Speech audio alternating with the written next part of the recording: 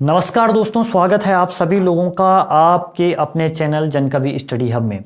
दोस्तों, मेरे द्वारा यहाँ पर इस चैनल के माध्यम से जो भी आप लोगों का वीडियो का सिलेबस है उसके लिए उसके हिसाब से क्लासेस मैं यहाँ पे करवा रहा हूँ। अभी के जो सेशन हैं उसमें अभी से मैं स्टार्ट करने जा रहा हूँ इकोनॉमिक्स को। ठीक है, आज से हम इकोनॉमिक्स की शुरुआत करने जा रहे हैं। और जो इकोनॉमिक्स के अंतर्गत आपका सिलेबस है, ज़्यादा नहीं, अगर एक एक क्लास में आप लोगों के बीच डेली साझा करता हूँ इस टाइम पर, तो आप लोगों की 10 से 12 दिन में वो सारी की सारी क्लासेस क्या हो जाएगी, फिनिश हो जाएगी। क्लियर है दोस्तों? उसके अलावा मैं आप लोगों को बता देना चाहता हूँ कि इकोनॉमिक्स आज से शुरू की जा रही है। एनिसेंट हिस्ट्री के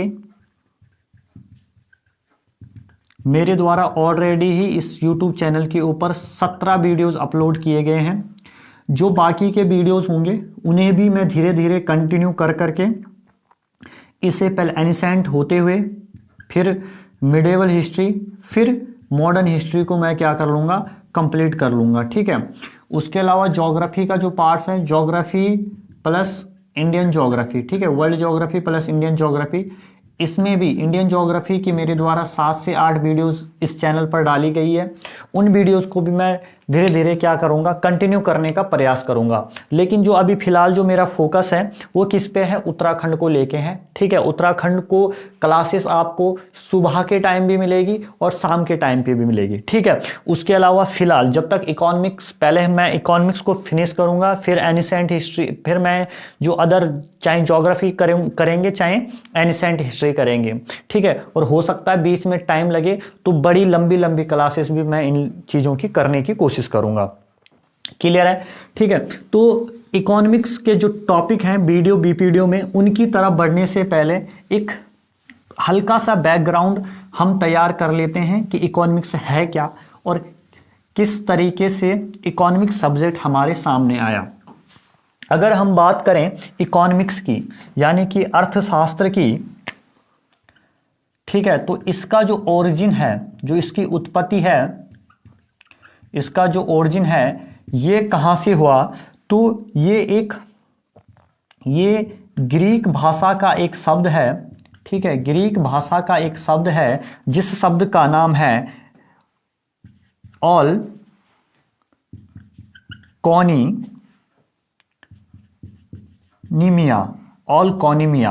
ठीक है, ऑल कॉनिमिया इस शब्द का नाम है। अगर हम इस शब्द को तोड़ें, इस शब्द को हम तोड़ें तो इसका अर्थ आता है एक ऑलकॉस और दूसरा आता है नोमोस। ठीक है, अब अगर हम इनका अर्थ देखने, ग्रीक भाषा के शब्द हैं ऑलकॉस और नोमोस। ऑलकॉस का अंग्रेजी मीनिंग होता है फैमिली और नोमोस का अर्थ होता है मैनेजमेंट। क्लियर है? किस सब्जेक्ट को पढ़ने जा रहे हैं हम? अर्थशास्त्र को पढ़ने जा रहे हैं, फैमिली। ठीक है, यानी कि अगर हम दोनों को मिला दें तो क्या शब्द सामने आता है, मैनेजमेंट ऑफ फैमिली।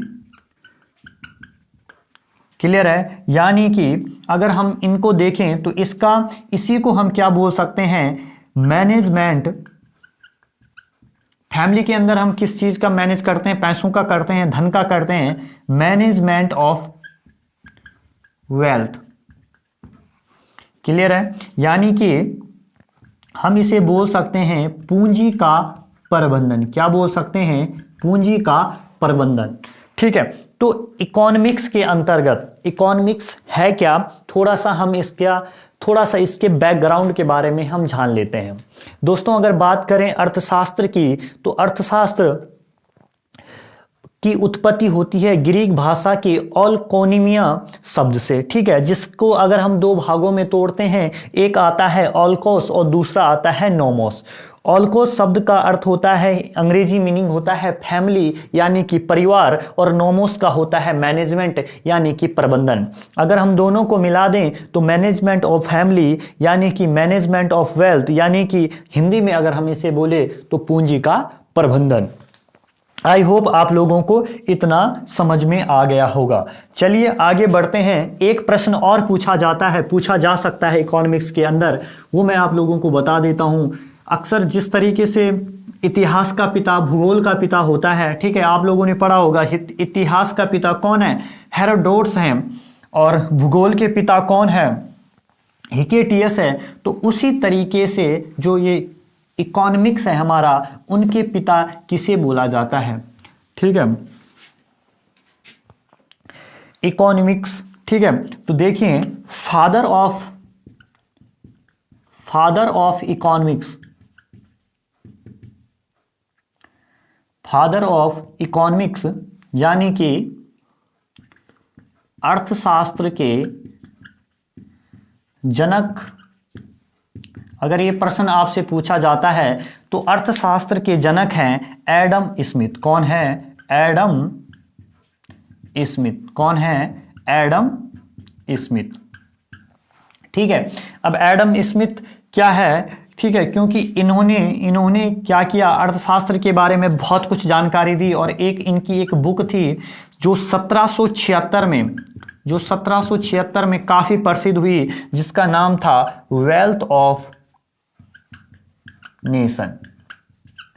क्लियर है? कौन सी बुक? वेल्थ ऑफ नेशंस, ठीक है। तो अक्सर एग्जाम में पूछा जाता है कि जो अर्थशास्त्र है, इकोनॉमिक्स के फादर किसको बोला जाता है। जब भी आपके सामने ये प्रश्न आए तो आपको सीधा सा आंसर देना है कि इकोनॉमिक्स का पिता एडम स्मिथ को बोला जाता है। क्यों बोला जाता है? क्योंकि इनके द्वारा बहुत ही चर्चित पुस्तक लिखी गई जिसका नाम है वेल्थ ऑफ नेशंस। और ये पुस्तक कब लिखी गई, ये कब आई सामने, दुनिया के सामने 1776 में आई। क्लियर है? इतना आप लोगों के समझ में आ गया होगा। अब देखिए, जिस तरीके से इतिहास के 3 पार्ट होते हैं, भूगोल के भी 3-4 पार्ट होते हैं, उसी तरीके से जो इकोनॉमिक्स हैं इसके 2 भाग होते हैं, ठीक है। जिन 2 भागों के बारे में मैं आप लोगों को बताने वाला हूं, एक होता है माइक्रो इकोनॉमिक्स और एक होता है मैक्रो इकोनॉमिक्स, ठीक है। एक होता है सूक्ष्म अर्थशास्त्र यानी कि व्यष्टि अर्थशास्त्र, और एक होता है समष्टि अर्थशास्त्र यानी कि व्यापक अर्थशास्त्र। तो अगर हम देखें तो इकोनॉमिक्स को 2 भागों में बांटा गया है, ठीक है। 2 भाग कौन से हैं? एक है माइक्रो इकोनॉमिक्स और दूसरा है मैक्रो इकोनॉमिक्स, ठीक है। एक को हम बोलते हैं सूक्ष्म अर्थशास्त्र। सूक्ष्म का अर्थ आपको पता ही है, छोटा सा, ठीक है। और एक को बोलते हैं समष्टि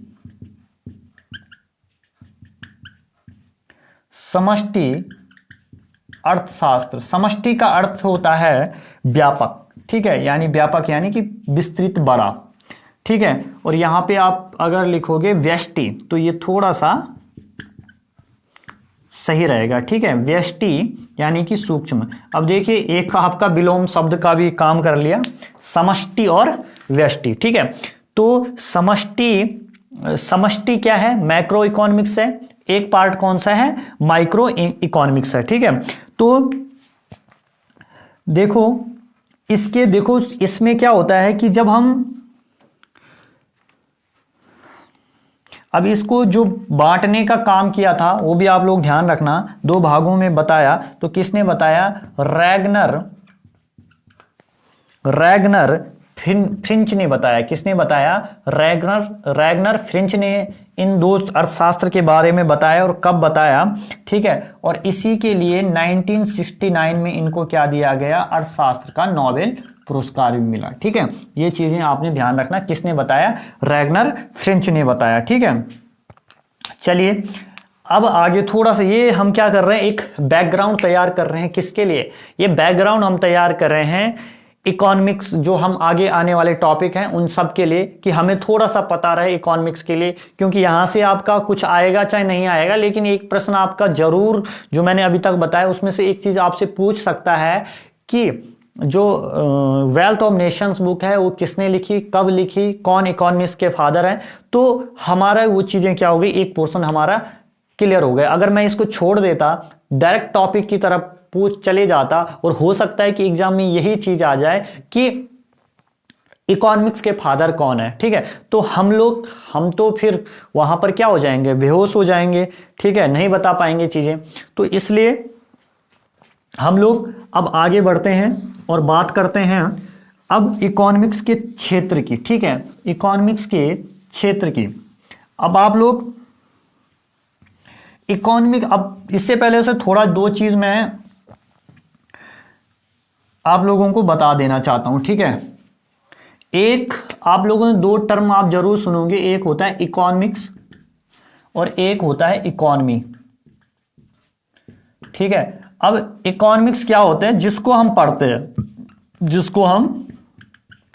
पढ़ते हैं, और इकोनॉमी क्या होती है, जिसको प्रैक्टिकल करते हैं, ठीक है। बोलते हैं ना अक्सर कि यार मेरी इकोनॉमिकल कंडीशन काफी खराब हो गई, ठीक है। क्या है कि वो इकोनॉमी एक परिवार के संदर्भ में भी बात की जा सकती है, इकोनॉमी किसके संदर्भ में भी बात की जा सकती है, देश के स्तर पर भी बात की जा सकती है, इकोनॉमी से पूरे वर्ल्ड के स्तर पर भी बात की जा सकती है, ठीक है। तो लेकिन जो इकोनॉमिक्स है वो क्या है, एक सब्जेक्ट, उसको हम क्या करते हैं, पढ़ते हैं, एक शास्त्र है, ठीक है, जिस तरीके से बाकी के सब्जेक्ट हैं। इसमें आप कंफ्यूज मत होना, ठीक है। अब बात करते हैं इकोनॉमिक्स के क्षेत्र की। तीन सेक्टर होते हैं, आप सुनते होंगे ना कि सेक्टर, क्षेत्र, ठीक है। तो तीन सेक्टर होते हैं, एक इकोनॉमी के, इकोनॉमी के कितने सेक्टर होते हैं, तीन सेक्टर होते हैं, ठीक है। देखिए आप लोग, प्राइमरी, दूसरा सेकेंडरी, और तीसरा होता है टर्सरी, या इसको बोलते हैं service sector, service sector. Primary sector, secondary sector, ठीक है। प्राइमरी यानी कि हिंदी में बोलें तो प्राथमिक क्षेत्र,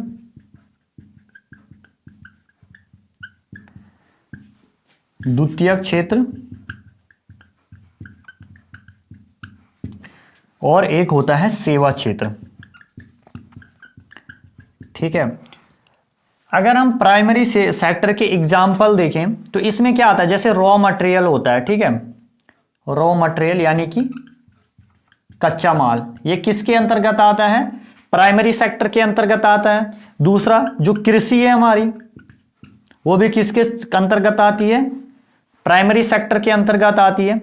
मुर्गी पालन, ये किसके अंतर्गत आता है, प्राइमरी सेक्टर के अंतर्गत आता है। आपका खनन हो गया, सुना होगा ना, खनन माफिया, ठीक है। ये मत्स्य पालन, मछली पालन जो होता है, ये किसके अंतर्गत आता है, प्राइमरी सेक्टर के अंतर्गत आता है।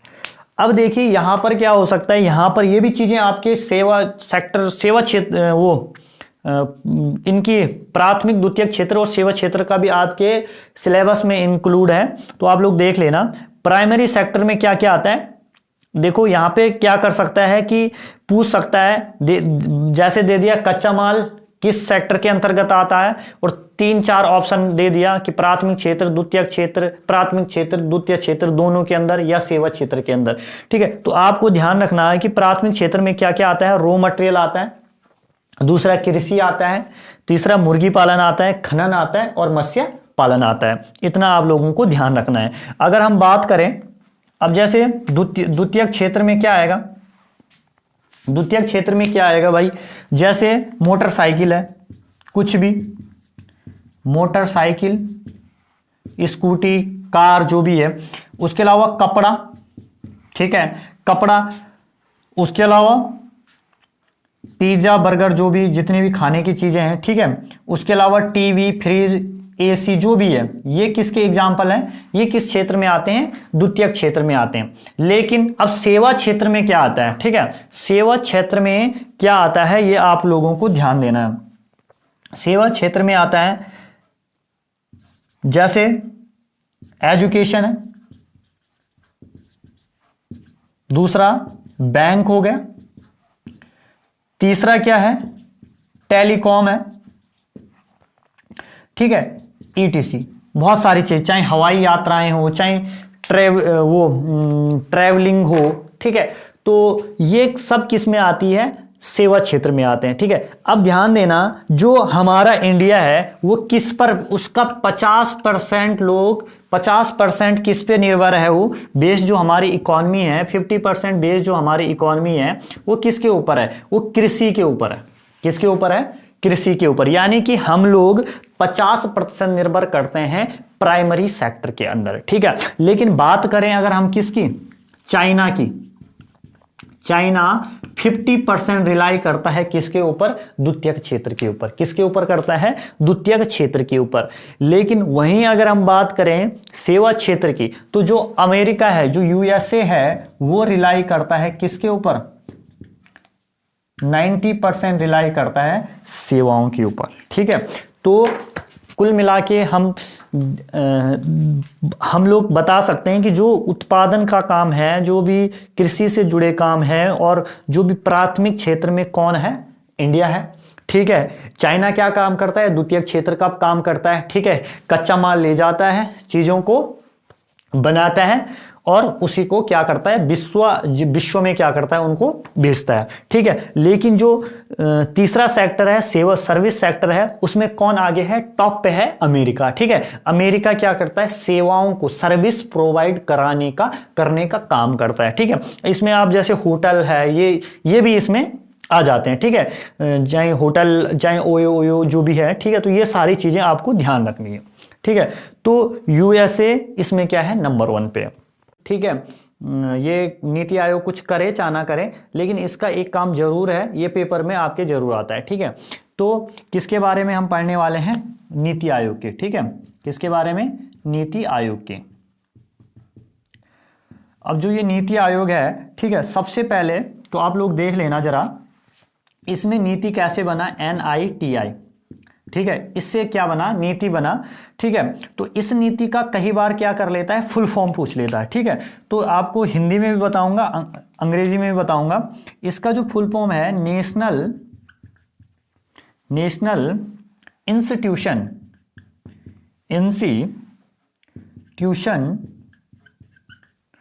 फॉर ट्रांसफॉर्मिंग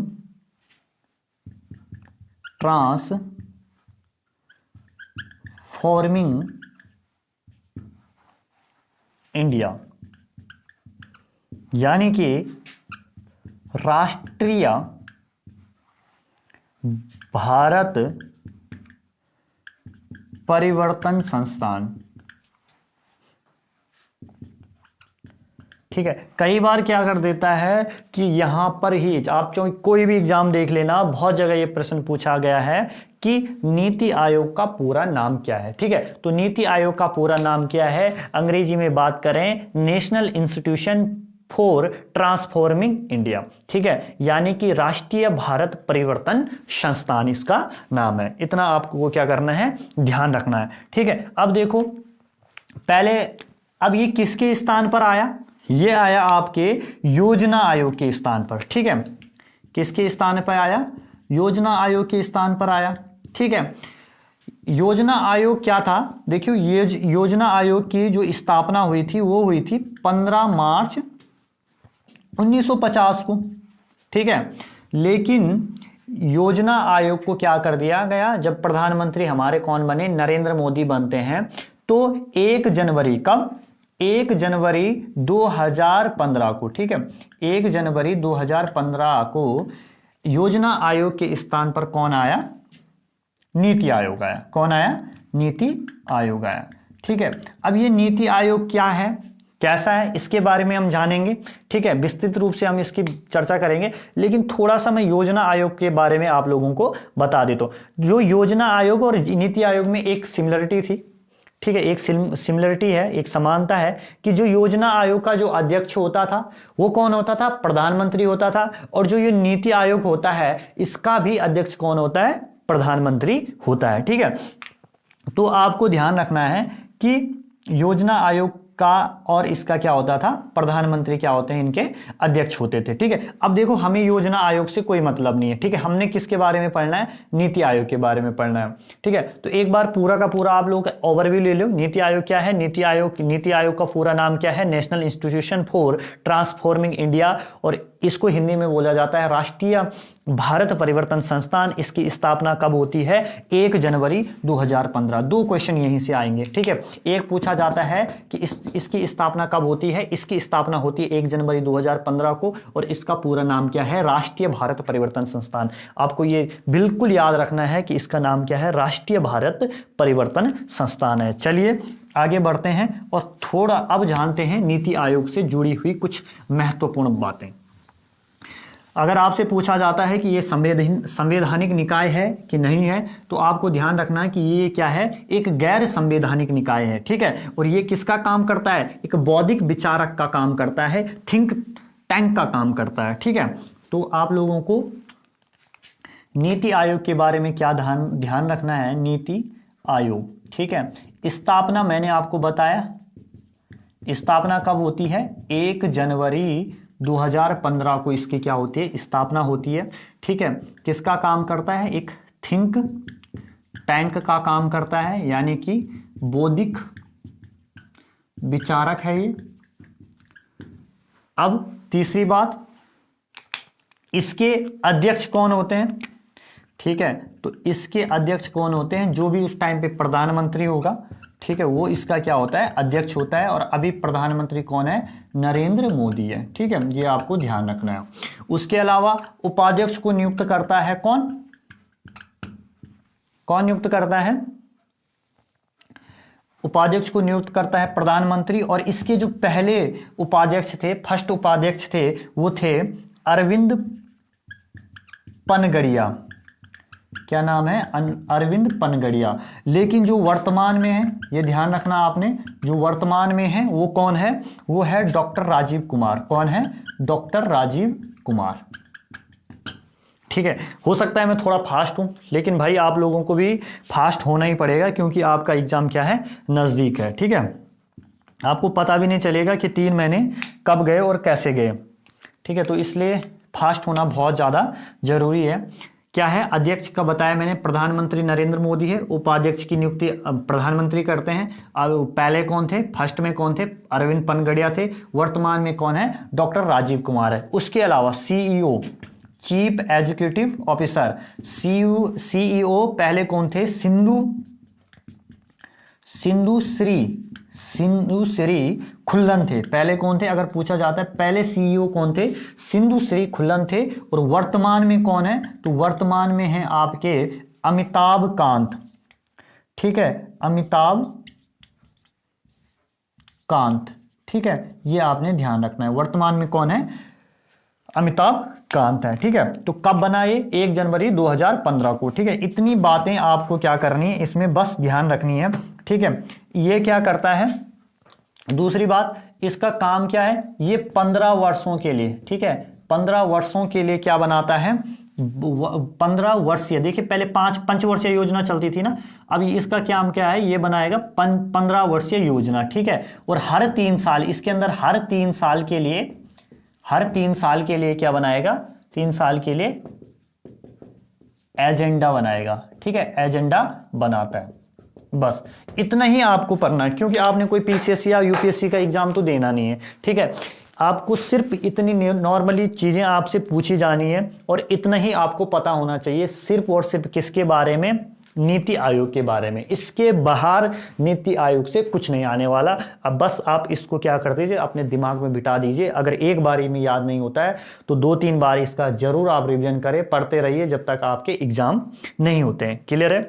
चलिए आज की क्लास हम लोग यहीं पर ख़त्म करते हैं। छोटी हर एक दिन में एक एक टॉपिक आप लोगों के बीच क्या करता रहूँगा, इकोनॉमिक्स का भी साझा करता रहूँगा, और 10 से 12 दिन में इकोनॉमिक्स क्या हो जाएगी, पूरी तरीके से कंप्लीट हो जाएगी। ठीक है, और ठीक सुबह 10 बजे मैं आप लोगों के बीच कौन सी क्लास अपलोड करूँगा, जो तीसरे नंबर की क्लास होगी परीक्षावाणी की। ठीक है, परीक्षावाणी वाली वो मैं आप लोगों के बीच अपलोड करूँगा। ठीक है, बाकी मिलते हैं दोस्तों, तब तक जय हो। आप लोग दृढ़ संकल्प के साथ अपने मंजिल की ओर अग्रसर होते रहिए और आप लोगों को निश्चित रूप से कामयाबी मिलेगी। यही मेरी क्या है माता रानी से कामना है। बाकी जय हो।